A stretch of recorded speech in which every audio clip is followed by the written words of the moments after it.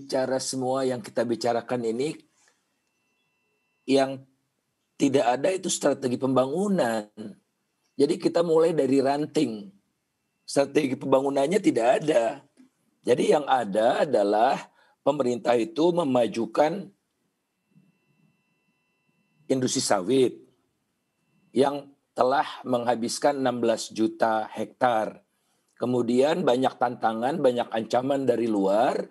Jadi didoronglah sawit ini untuk produksi di dalam negeri lewat B30, B40, B100. Ya tenaga kerjanya sedikit. Oke, tambang dimajukan, nikel, batu bara, tenaga kerjanya sedikit. Lantas corporate farming, Pak Jokowi ke Kalimantan Tengah, ke Sumatera Utara, nanti ada juga corporate farming, bukan pertanian rakyat. Ya tenaga kerjanya sedikit. Semua yang diajukan, yang diberikan kesempatan adalah BUMN. Tenaga kerjanya sedikit. Bibit lobster diekspor, nelayan sedikit dapatnya. Jadi strategi pembangunannya memang tidak memihak kepada penciptaan lapangan kerja. Kok solusinya omnibus? Kan aneh. Kemudian kita lihat import garam, kita terbesar di dunia. Tidak pernah kita memberdayakan petani tebu kita. Rakyat lagi. Ini apa-apaan omnibus ini? Ya. Jadi alasan saja omnibus itu menciptakan lapangan kerja kan.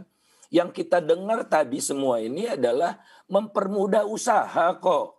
Bukan penciptaan lapangan kerja. Jadi udah salah di judul.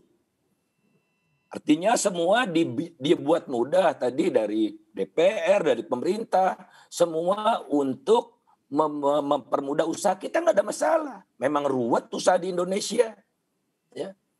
Menghilangkan korupsi lewat omnibus. Itu korupsi kecil-kecil kalau perizinan. Yang paling besar korupsi kebijakan. Oleh karena itulah KPK harus dilumpuhkan.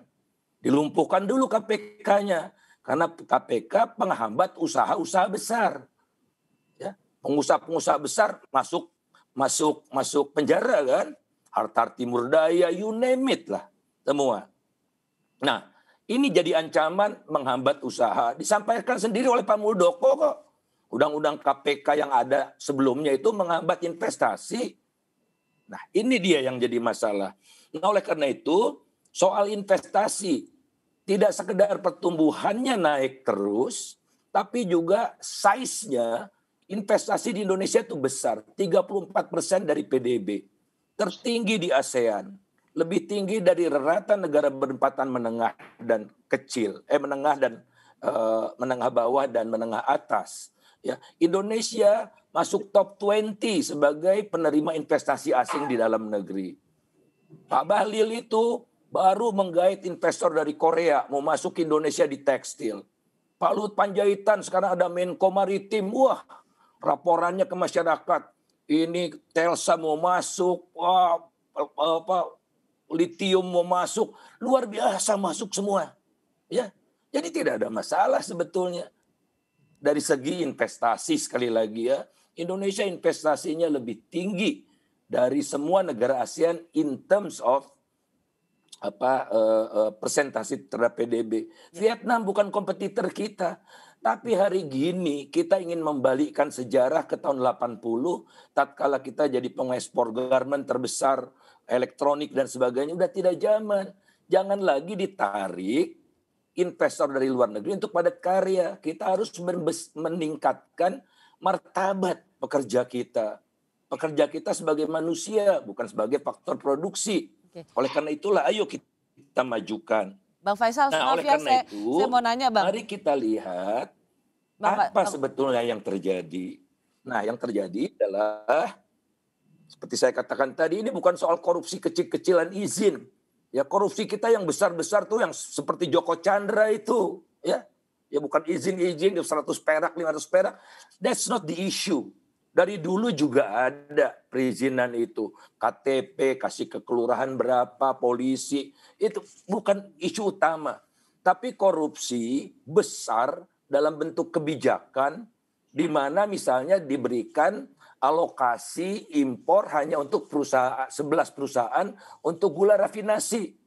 Ya. Mau di situ ada perusahaan-perusahaan besar semua, di-backup oleh penguasa karena mereka menyumbang buat kampanye kan itu. Jadi di balik ini semua yang kita belum bicarakan adalah saya diskusi dengan Mas Uceng dengan KPK sendiri, oligarki yang menguat. Jadi ada satu kesatuan usaha yang sistematik mulai dari pelemahan KPK, tadi undang-undang Mahkamah Konstitusi itu untuk mengamankan jalan tol semua untuk mobilisasi atau akumulasi logistik buat kegiatan pemilu atau pilkada dan sebagainya. Itu yang hilang dari diskusi kita. Jadi kita bicara perintilan semua ini ya semua jadi perdebatan, tapi satu masalah yang terjadi sekarang kan kelihatan bahwa politik dinasti menguat gitu kan. Bagi-bagi kuenya semakin menjadi-jadi, bahkan pilkada diatur nih partai ini dapat jatah di sini, partai ini dapat jatah di sini. Semua butuh logistik. Oke, Bang Faisal, Yang harus saya kita mau nanya, sadari. saya mau bertanya Bang Faisal, kan Bang Faisal saya selalu mendengar bahwa kita sebenarnya investasinya baik-baik saja, tingkat pertumbuhannya baik-baik saja dan termasuk yang baik di antara negara-negara tetangga. Tetapi yang juga menjadi argumentasi tingkat investasi itu tidak cukup mampu atau tidak cukup besar untuk menampung jutaan pengangguran.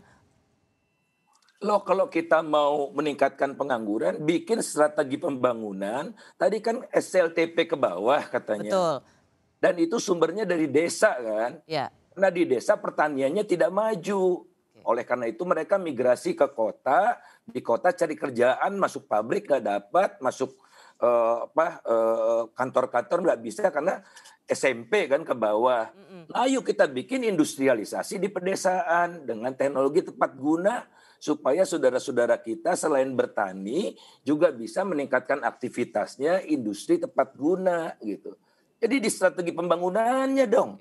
Karena ketika tadi Bang Faisal juga mengatakan kan jangan hanya mengarahkan ke industri padat karya karena kemudian masyarakat kita yang memang tingkat pendidikannya rendah itu ya hanya akan sebagai buruh. Tapi kan faktanya mereka rata-rata tadi sudah jelaskan lebih dari 70% tenaga kerja kita hanya lulusan SMP dan SMK.